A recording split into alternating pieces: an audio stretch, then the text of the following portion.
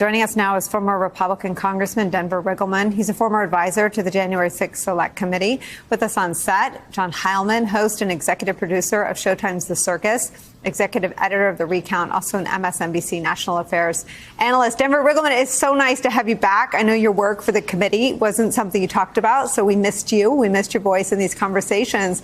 But I wonder if you can start with today's hearing, and then if we could talk about what's been presented so far in your view. What stood out to you? For me, I will never forget this testimony and the lives that are destroyed by Donald Trump to this day from these lies.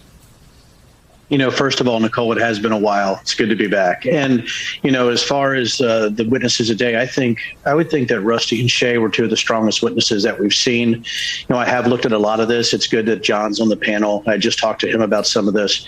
But it seemed like there were multiple levels of intimidation and bullying that were happening at all times. And I sort of know this from the data. But you're looking at two things that they did. And if you want to look at military speak, Nicolle, it's kinetic and non-kinetic, right? Non-kinetic being physical threats and intimidation, and then non-kinetic using social media to attack people, right? To push this narrative of stop the steal and other types of, you know, bizarre and ridiculous rumors, you know, about what happened to Shay, you know, which is really hard to watch. And what it made me think about was my own wife and daughters in the last 2 years, what they've gone through. And it's just not fair. It's not right. And it's really difficult, you know, to be a counterterrorism analyst for, 2 decades, to do what I've done. But it was the emotion of those I think of their testimony. Sorry about that, Mike Pence's fly. But their testimony was just absolutely overwhelming. And I think that's what struck me. And I wish, I had all these analyses, Nicolle, that I wanted to talk about.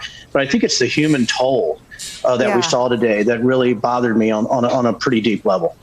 Well, and we'll get to the analysis. I'm grateful to you for starting with the human toll, because I want to ask you if you think it's fair to watch these hearings, to witness the evidence marshaled in terms of the human toll, and expect criminal charges to be filed against Donald Trump and his inner circle. From what I've seen, and I get to see a lot of data, I've got to see a lot of data, but I can't take the committee's thunder. And I know that sometimes it's frustrating, but they are doing such a great job. But I do believe that when you're looking at the things that are happening, even in another layer underneath, I think it's possible, because what the committee doesn't have time to do is to look at every single first, second, third, and fourth tier individual that was pushing this out into the states.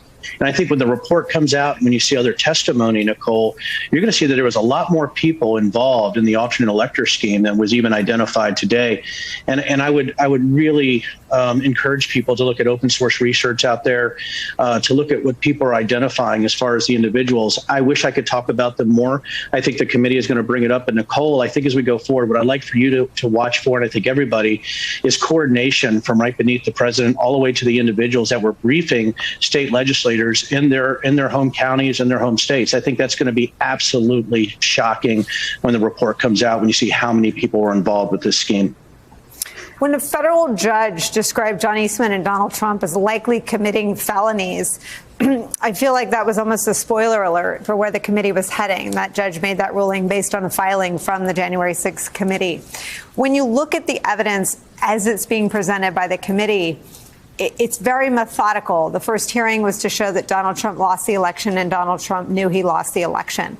The Pence presentation of evidence was that Donald Trump knew what he was asking Mike Pence to do was illegal, and he did it anyway. And the icing on the cake, or the cherry on the sundae, has been Ivanka Trump, basically siding with Bill Barr that the election was lost and she believed him, and Mike Pence describing, or based on witness testimony, being repulsed, essentially, by her father's conduct in the phone call with Mike Pence. I wonder if in your view, we're taking the right thing. Evidence proved, box checked. Trump lost and he knew it. Trump knew what he asked Mike Pence to do was illegal, box checked. Today, he knew that there were threats of violence against these officials, even pursued the plan anyway. The testimony of Rusty Bowers involves multiple phone calls from Donald Trump. I mean, it seems to be the committee's mission to put Donald Trump not just at the center of the conspiracy, but on top of it. Well, when you have that many people involved, the committee has to blend so many different things. You're right, Nicolle. They had to start with the timeline. I think you noticed in the first hearing, they started with the timeline based on the video in certain types of hearing to set up the next hearing.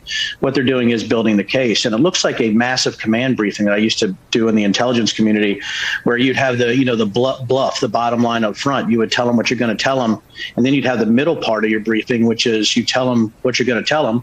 And then you tell them what you told them, right? So you have these three things, right? Tell them what you told them, then you tell them, then you tell them, tell them what you're going to tell them, then you tell them what you told them. And that's what the committee's doing. And I think it's marvelous that they're going through it in such a methodical fashion. And some people might say, well, it's too methodical.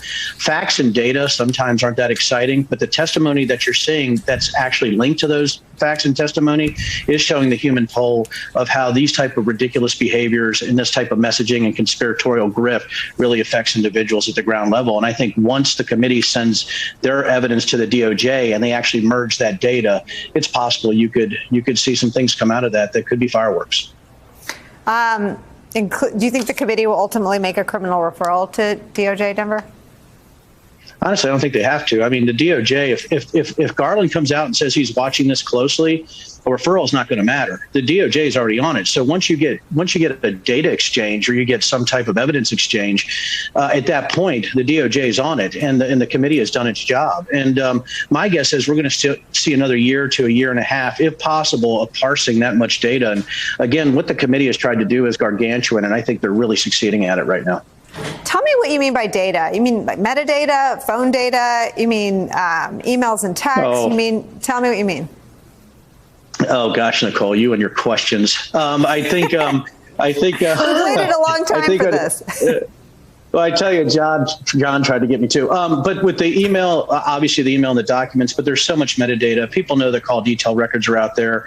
They also know that there was open source intelligence research. So there is a lot of data that the committee has that they've been able to use to base a lot of their investigation on. And that data, some of that data just can't be released yet, or the committee is going to release it in its due time, sort of as a structural proof into what they're doing. So yeah, there's so much more data that you've seen that the committee has. And I think they've been very, very good, at doling out the parts that they need to and keeping that other data back, maybe for the DOJ, but also for future hearings. And I think, there's metadata out there. And I think the committee has enough of it to where I think the DOJ will be excited about it. And I think they're going to use that for future hearings.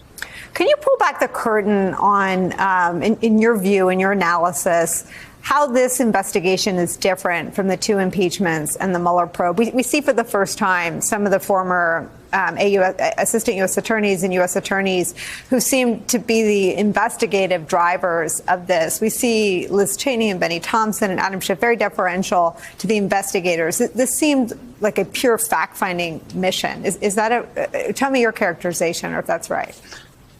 I know all of them, and I got goosebumps when you asked me the question, because so many of them, they're so nonpartisan. They're such heroes, and it's the people behind the scenes doing that kind of work that I think Americans need to embrace. And you saw Shea today, right, Nicolle? What a hero, right? How can you imagine going out there, never having testified before Congress before, talking about a president that attacked you? And then, there is a similarity with the heroes behind the scenes on the staff that is doing this work. They have to collate just massive amounts of data. So here's what I think the difference is. And if I may be blunt, I don't think there's been a congressional committee in the history of the United States that had to parse this much data. You look at just the DOJ charged defendants, over 800 of them. You look at how many records they have to look through, 1,000 interviews, and all of the actual supporting data behind those interviews is so massive. And we have had to come up with a way to manage that data, analyze that data, and then to present that data in a way that the American public can understand it. I think it's an incredible lesson learned, and I think it really is a blueprint for what investigations could look like going forward. You mentioned your role in counterterror, and Liz Cheney certainly talks about Trumpism and keeping Donald Trump away from the Oval Office as though he's a threat to our democracy. I wonder how much her views of the threat that Trumpism poses to our democracy shapes both the intensity and the tempo of this investigation. Well, there seems to be, when you look at the movement, whether they want to define it as MAGA or far right or just Trump-specific supporters, it seems like sort of the bedrock of that is intimidation or bullying or alienating anybody that has an alternate view. And then when you do that, what happens is that people have to pick a tribe one way or the other. And if they think that power resides in being close to Trump, that's what they're going to do. And I think what we have to go back to is this, and Nicolle, I think this might be the biggest indicator. What I'm going to say is how I would say how strong the Trump messaging was before January 6th are the 147 individuals who voted to object to the election. That is power. That's incredible power. And that really is a social media push. It's a digital push, but it's also a push of fear, fundraising. It's sort of that whole glom of information that's put out there where the base is driving these individuals instead of them doing what's right based on morality. That is a scary thing. And, if that's politics, I didn't really want to be involved with it too much anymore. But that's what it is that you have individuals who are worried about power. And if they think that power is based on the money and the gravitas that Trump's give them, morals and truth be damned. Let's go ahead and say whatever we can to get elected, and then we'll deal with the fallout afterwards. I think that's very dangerous for American democracy.